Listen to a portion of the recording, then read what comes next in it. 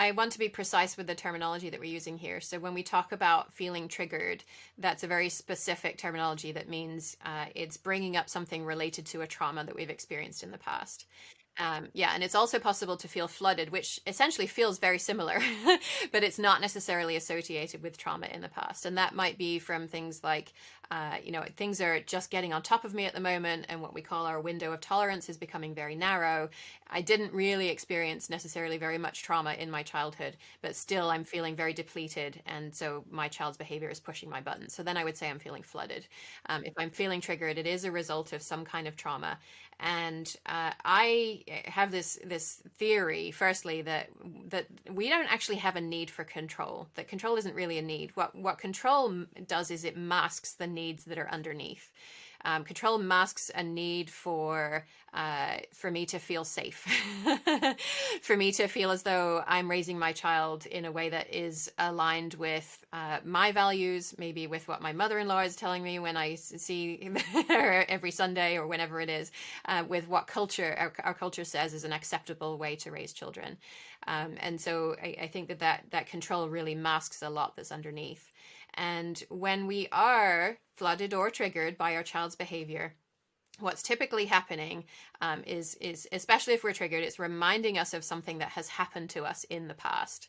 And that may be what psychologists call big T trauma, which is like, the really big stuff, a parent dying, living in a family where there's addiction, that kind of thing.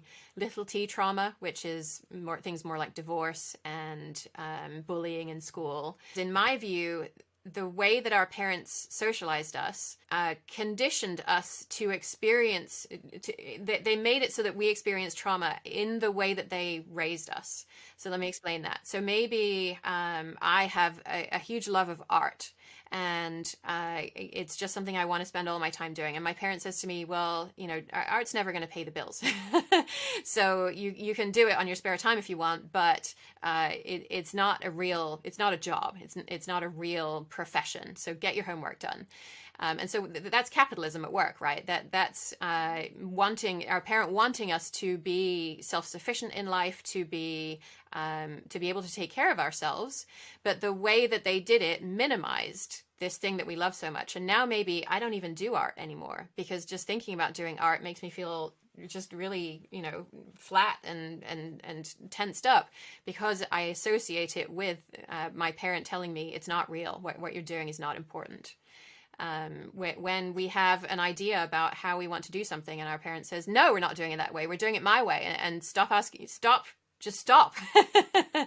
stop telling me what you think is the way that you're going to do it, we're doing it my way. That's patriarchy at work. That's the power structure in patriarchy that flows downhill, and that created trauma. That's why we have no idea what our needs are today.